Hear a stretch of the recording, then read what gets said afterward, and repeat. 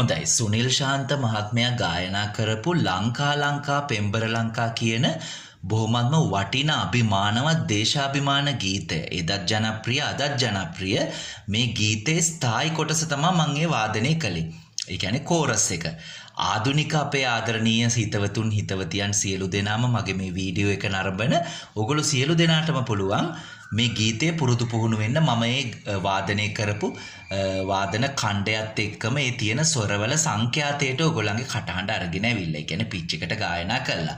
මාත් එක්ක එහෙමනම් එකපාරක් ආයිත් ගායනා කරමු. අපි බලමු කොයිතරම් දුරට අපිට මේ ගීතේ ස්ථායි කොටස හොඳින් ගායනා කරන්න පුළුවන්ද කියලා. එහෙමනම් අපි පටන් ගමු. ලංකා පෙම්බර ලංකා පිනවමු ඔබ ලංකා හොබවමු ඔබ ලංකා දිවිදී සුරකිමු ඔබ ලංකා. දැන් මේ ගීතයේ ඉතුරු කොටස එහෙම නැත්නම් අපි අන්තරා කොටසත් බලමු ඉදිරි වීඩියෝ වලදී පුරුදු පුහුණු වෙන්න.